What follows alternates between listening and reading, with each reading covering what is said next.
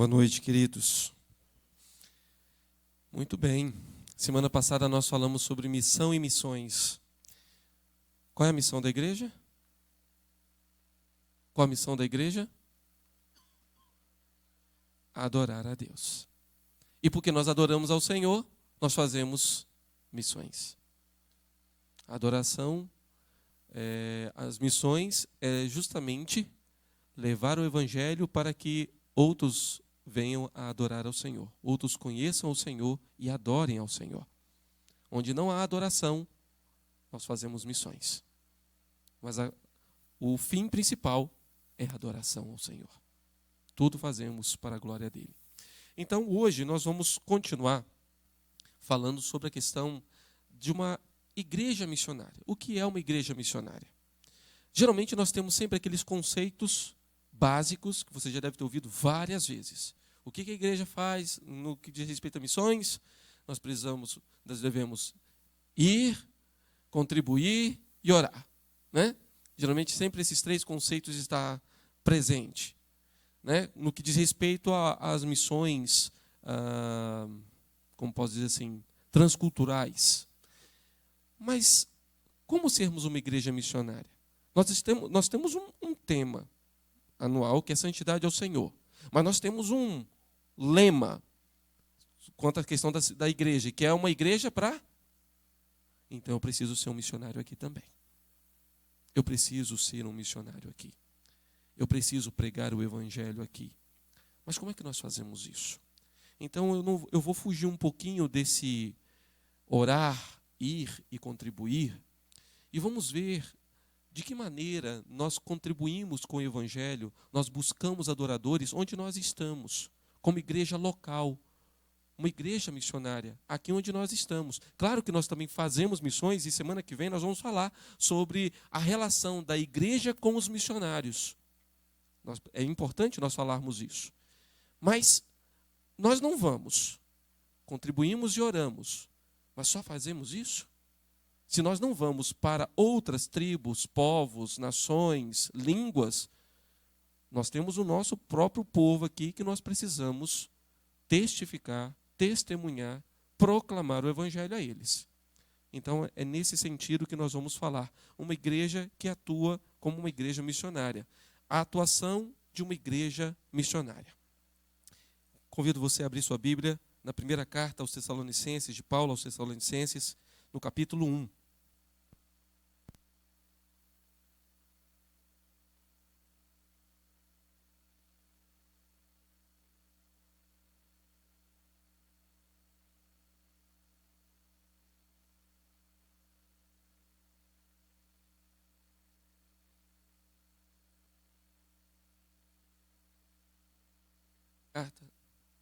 Primeira carta de Paulo aos Tessalonicenses, capítulo 1.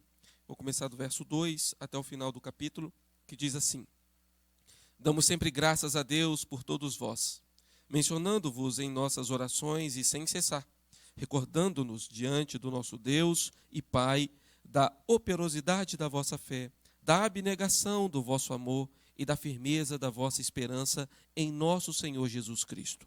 Reconhecendo, irmãos, amados de Deus, a vossa eleição. Porque o nosso evangelho não chegou até vós tão somente em palavra, mas sobretudo em poder, no Espírito Santo e em plena convicção, assim como sabeis ter sido o nosso procedimento entre vós e por amor de vós. Com efeito, vos tornastes imitadores nossos e do Senhor, tendo recebido a palavra, posto que em meio de muita tribulação, com alegria do Espírito Santo, de sorte que vos tornastes o modelo para todos os crentes na Macedônia e na Acaia.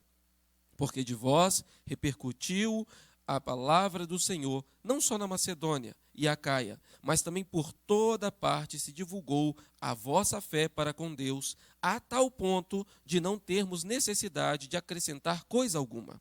Pois eles mesmos, no tocante a nós, proclamam que repercussão teve o nosso ingresso no vosso meio, e como deixando os ídolos, vos convertestes a Deus para servirdes o Deus vivo e verdadeiro, e para aguardardes dos céus o seu Filho, a quem ele ressuscitou dentre os mortos, Jesus, que nos livra da ira vindoura. Você, pai, você, mãe, que está aqui nessa noite, qual é a coisa que mais alegra o seu coração? Algo que o seu filho faz que alegra o seu coração. Certamente é algo relacionado à obediência. Certamente é quando ele faz alguma coisa que você pede para ele fazer e ele faz daquele jeitinho e faz com alegria ainda. Ou, quem sabe, aquela situação que você tem dado exemplo, meu filho, tem que fazer assim, e faz, e daqui a pouco ele está lá, mesmo sem você mandar, ele vai lá, pega e faz, imitando. Isso alegra, não alegra? Traz uma alegria, meu filho fazendo isso, minha filha fazendo tal coisa, olha, imitando a mamãe, imitando o papai. É justamente essa alegria que Paulo está agora com o seu coração aqui radiante. De ver seus filhos na fé, aquela igreja que ele teve pouco tempo para ficar ali, apenas 3 semanas, como está lá em Atos, capítulo 17, mas foi o suficiente para deixar a semente do evangelho, e aquela igreja abraçou esse evangelho como palavra de Deus, que na verdade é, como ele vai dizer no capítulo 2, no verso 13, e agora estavam imitando aqueles homens que pregaram o evangelho àquela igreja, que ali se formou. Louvado seja o nome do Senhor. Mas o que isso tem a ver com uma igreja atuante na questão missionária?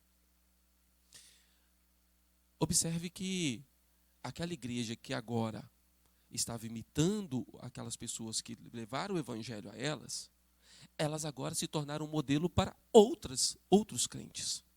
Agora ela estava sendo, vamos dizer assim, mãe na fé de outras igrejas.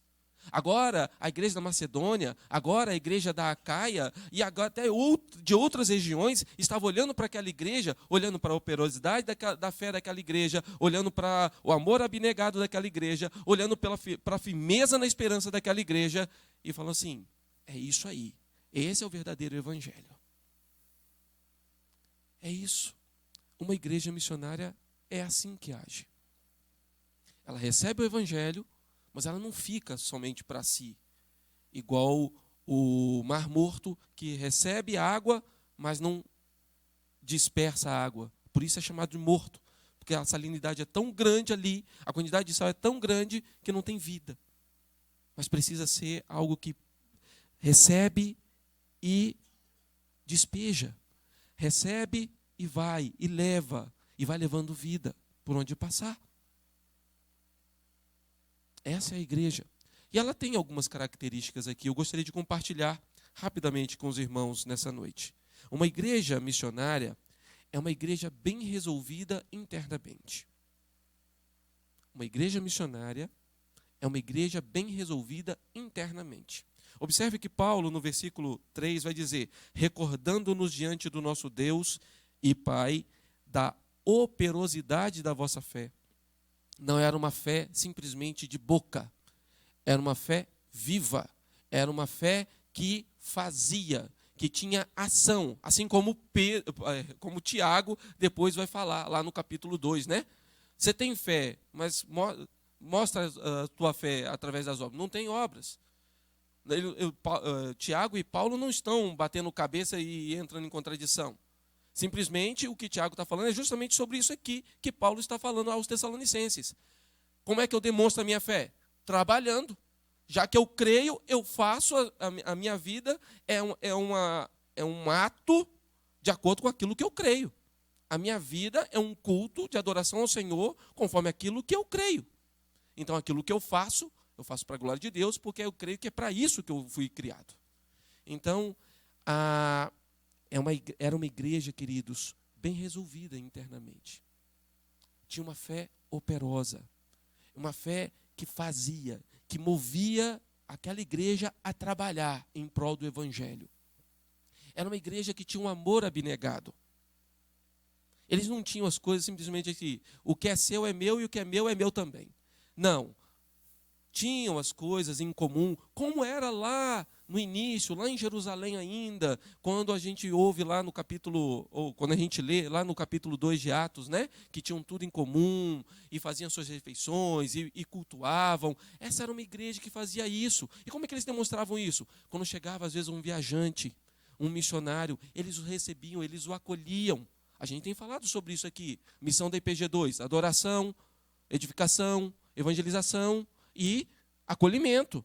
Fazia parte, essa igreja está fazendo isso. Ela está adorando, ela está evangelizando, ela está edificando uns aos outros com a operosidade da vossa fé, e ela está também demonstrando amor, não somente dentro, internamente, mas até mesmo para aqueles que estão chegando e precisavam desse acolhimento. E da firmeza da fé. Eles tinham firmeza na esperança. Eles criam, tanto é que no versículo 10 vai falar que eles criam que Jesus, aquele que foi ressuscitado pelo Pai, voltaria. Voltaria. Mas é certo que essa igreja ela tinha seus problemas, tinha seus percalços. Claro que tem.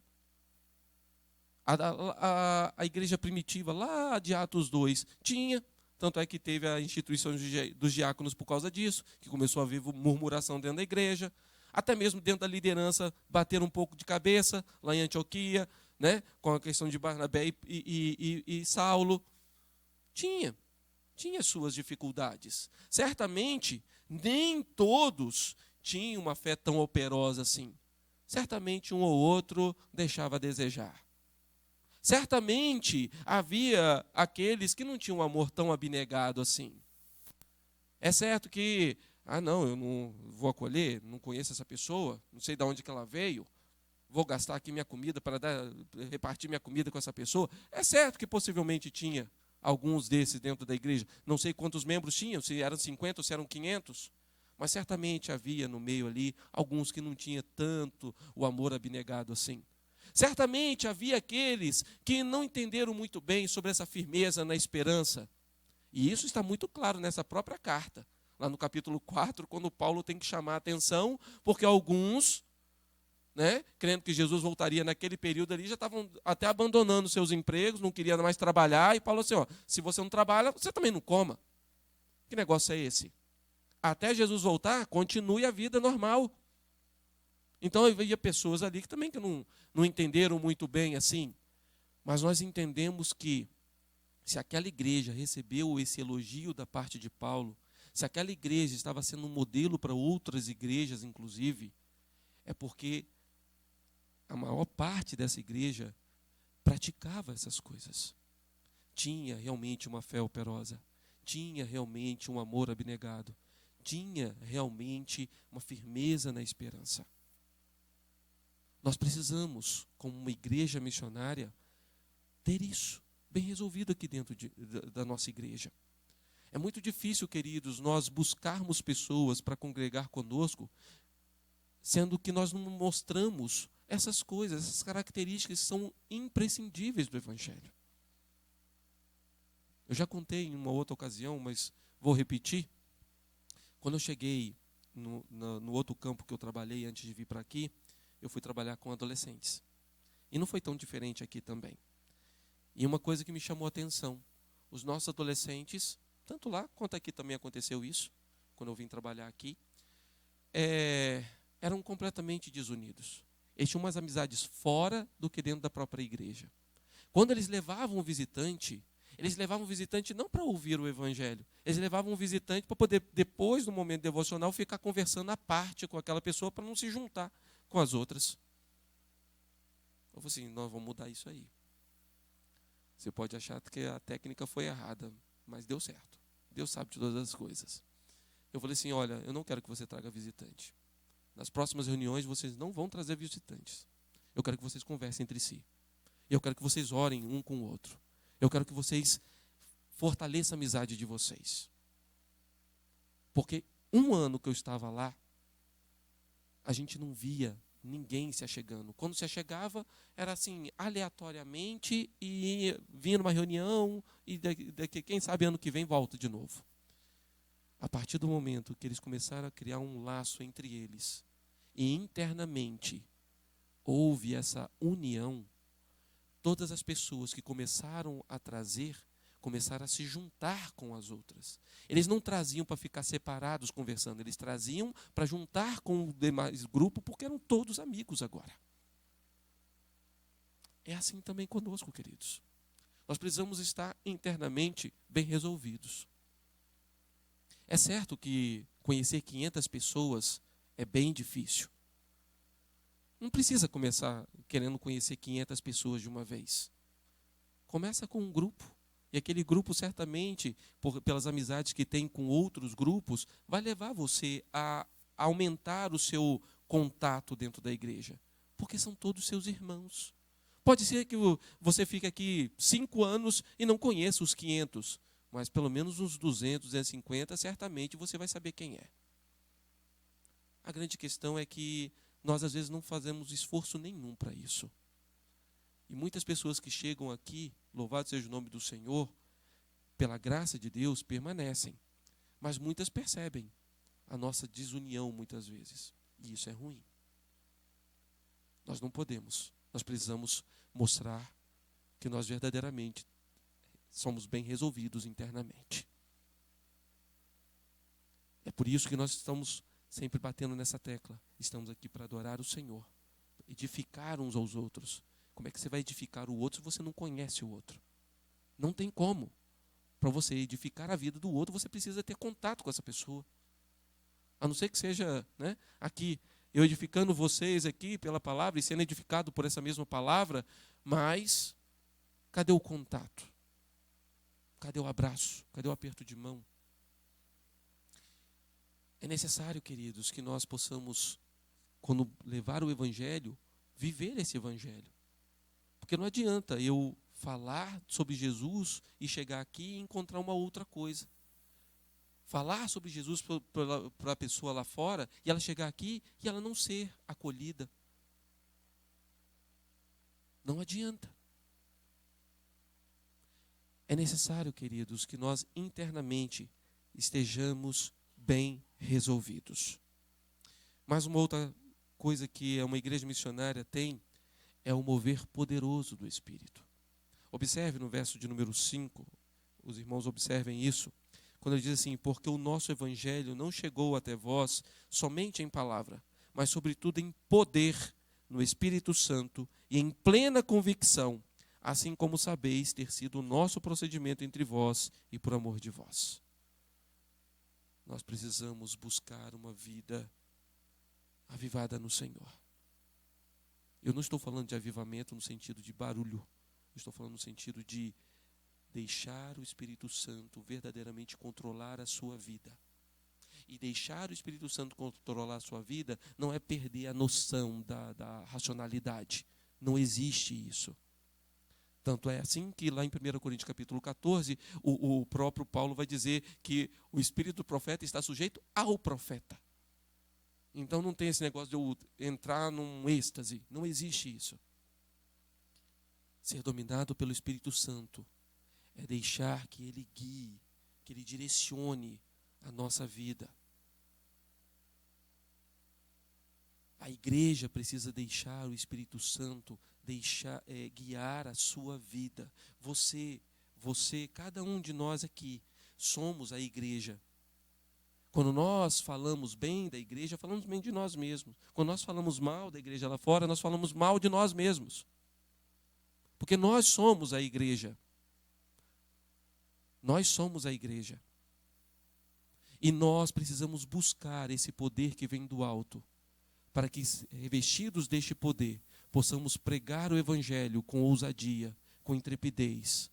Pregar o Evangelho, tendo a certeza de que o resultado não compete a mim e não compete a você, mas compete àquele que pode transformar o coração. Aquele que domina a sua vida também pode trazer ao coração daquela pessoa que você está pregando o Evangelho a noção exata do seu pecado.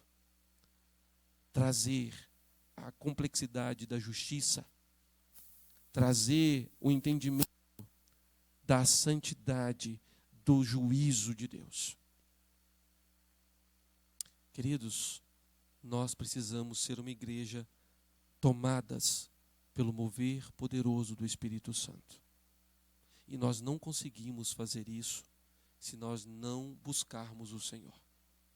É por isso que nós precisamos continuar buscando ao Senhor, coletivamente e individualmente. Na realidade, a nossa comunhão ou a nossa adoração comunitária, ela é reflexo da nossa adoração individual. Se eu não adoro no dia a dia, se eu não tenho minha busca pelo Senhor através da palavra e da oração no meu dia a dia, certamente eu vou chegar aqui simplesmente como um rito qualquer, porque não está passando nada de interessante na televisão. Porque já é de praxe, todo domingo às 18 horas eu vou no culto. É de praxe, todo domingo às 9 horas eu vou no culto. Não é de praxe, é adoração. O seu coração está fervilhando de desejo por vir, encontrar juntamente com seus irmãos a presença santa do Senhor na adoração comunitária, porque no dia a dia você alimentou isso no seu coração com a palavra e com a oração. Sem isso, falta poder. Sem isso, falta o conhecimento. Sem isso, como você vai pregar o Evangelho? Sem esse poder. Paulo, quando estava preso e escrevendo aos Filipenses, ele até fala sobre algumas pessoas que pregavam o Evangelho até mesmo por porfias, por brigas, por competições, talvez, em um e o outro. Mas ele fala assim, que me importa se essas pessoas, contanto que o nome do Senhor seja pregado. Entretanto, nós conhecemos a verdade. E nós podemos fazer do jeito certo. E devemos fazer do jeito certo, com o poder que vem do alto sobre as nossas vidas. Terceira coisa que nós observamos no texto é que uma igreja missionária vive o Evangelho. Ela busca o poder para que ela possa viver este Evangelho. E como é que ela faz isso? Observe o verso de número 6, quando diz assim: com efeito vos tornastes imitadores nossos e do Senhor, tendo recebido a palavra, posto que em meio de muita tribulação, com alegria do Espírito Santo, de sorte que vos tornastes um modelo para todos os crentes na Macedônia e na Acaia. Ela primeiro imitou. Queridos, é interessante porque Paulo aqui ele não fala que ele mandou aquela igreja imitá-lo. Ele faz isso com a igreja de Corinto. Ele chega para a igreja de Corinto, ele escreve para a igreja de Corinto falando assim: sede meus imitadores. Ele escreve para a igreja de Éfeso e ele fala: sejam meus imitadores. Mas para essa igreja aqui ele não fala. Ele fala assim: vocês estão nos imitando. A igreja que certamente ele ficou menos tempo ali das que ele teve contato. E é justamente aquela que ouviu o Evangelho e agora estava imitando aquilo que aqueles irmãos que pregaram o Evangelho para eles estavam fazendo. Então não é uma questão de tempo.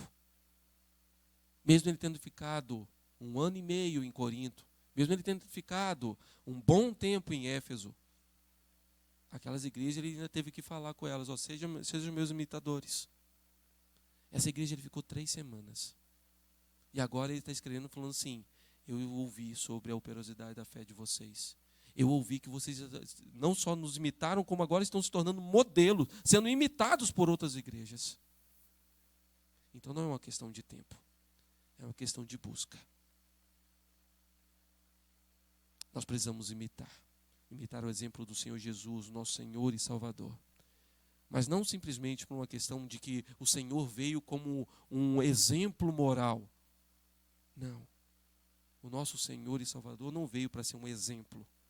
Ele também é um exemplo, mas ele veio para poder pagar pelos nossos pecados, para fazer aquilo que eu e você não conseguiríamos, por nós mesmos e nem pelos outros. Então, assim como esse Senhor, o Senhor Jesus, que é nosso Senhor e nosso Salvador, também pode ser o Senhor e Salvador do outro. Assim como o Evangelho dele chegou até mim e me modificou, me transformou, também pode transformar o outro. E é por isso que nós pregamos o Evangelho, é por isso que nós precisamos viver o Evangelho. Imitando e tornando modelo.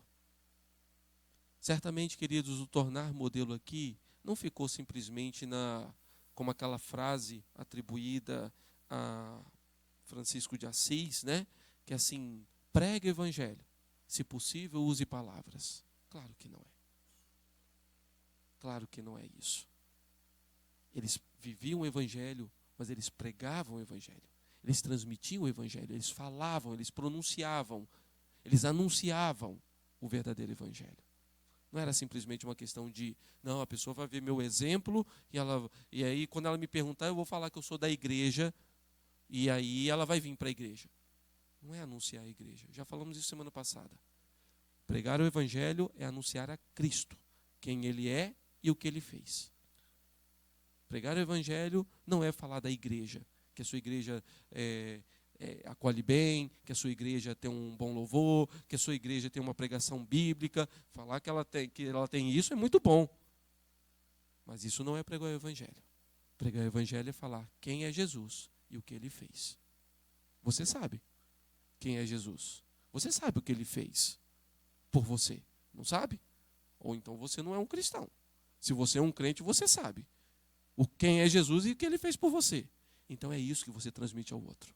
Não é possível que você não saiba fazer isso. Não é possível que você não saiba falar sobre isso. Você sabe quem você era antes de Cristo. Você sabe quem você é agora. Você sabe o que Cristo fez por você. Você sabe o que Cristo fez quando veio aqui. Você sabe do sacrifício perfeito, único e suficiente dele. Você sabe sobre isso. Mas não é somente saber sobre isso. É viver isso.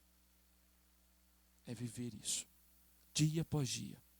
Essa igreja se tornou um modelo porque ela vivia o evangelho. A operosidade da fé deles não era uma coisa simplesmente moral. Não era simplesmente uma questão de um trabalho, como aconteceu com a igreja de Éfeso, e por conta disso ela foi chamada a atenção. Parecia uma coisa muito legal, uma igreja que tinha os seus cultos regulares, uma igreja que fazia suas programações regulares, sem problema nenhum. Mas o Senhor fala assim, olha, que bom que vocês têm uma boa doutrina, tiveram bons pastores e tudo mais, mas cadê o amor? Cadê o primeiro amor? Essa igreja não. Essa igreja demonstrava uma fé operosa, mas também um amor abnegado. O amor a Deus, sobretudo, e porque eles amavam a Deus, eles amavam os seus irmãos e amavam aquelas pessoas que precisavam também ouvir o evangelho.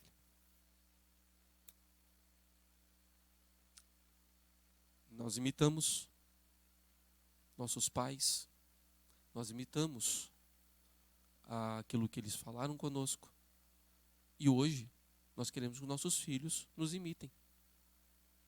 Certamente, isso deve ter acontecido com vocês também, nossos filhos têm uma certa tendência também de não só imitar o que é bom, mas também o que é ruim, né? Já aconteceu isso, né? Você queria que ele fizesse tal coisa, porque você está dando exemplo e tal. Mas aí aquela situação que ele viu você fazendo, ou aquela palavra que ele ouviu você falando, ele vai imitar aquilo também.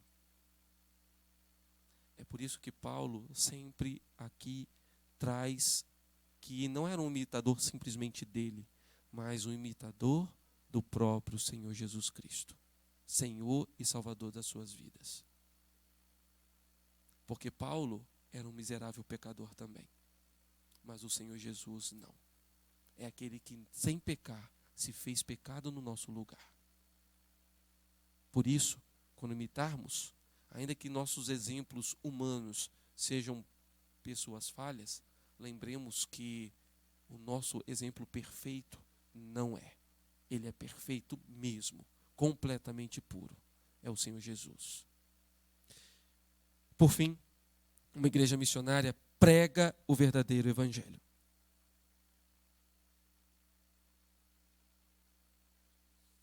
Observem, queridos, o verso de número 10, quando diz assim: e para aguardardes dos céus o seu Filho, a quem ele ressuscitou dentre os mortos, Jesus, que nos livra da ira vindoura. Se você ler o 9 e o 10, vocês vão ver mais completo aí. Né? O que Cristo fez no coração deles, transformando por completo, convertendo eles de uma maneira que eles largaram verdadeiramente os ídolos para servir o Deus vivo e verdadeiro. E agora eles estavam aguardando a volta do Senhor Jesus, aquele que o Deus Pai ressuscitou dentre os mortos. Era isso que eles anunciavam. Era isso que era pregado dentro da igreja de Tessalônica. Era isso que os membros da igreja de Tessalônica pregavam para os outros. O Senhor transformou o meu coração. Eu era escravo dos meus ídolos. Eu andava por caminhos tortuosos. O Senhor me presenteou pela sua graça. Isso é graça, presente e merecido. Com o seu evangelho, ele transformou o meu coração. E agora eu sirvo ao Deus vivo e verdadeiro. O Deus que enviou o seu Filho para morrer na cruz do Calvário, para pagar um preço que eu não tinha condições de pagar. E agora eu espero a sua vinda. E agora eu espero a sua vinda. Era essa a mensagem que a igreja de Tessalônica pregava. Essa é a mensagem que nós precisamos pregar. Essa é a mensagem, queridos, que como uma igreja missionária, nós precisamos anunciar e viver. Então, queridos, sejamos uma igreja internamente bem resolvida. Isso começa com no indivíduo, é algo individual, mas que isso vai se transformar em algo coletivo. Porque nós vamos buscando edificar uns aos outros. Seja uma igreja verdadeiramente missionária, buscando o mover poderoso do Espírito Santo no seu coração, na sua vida, para que a gente consiga ver isso também de uma maneira coletiva.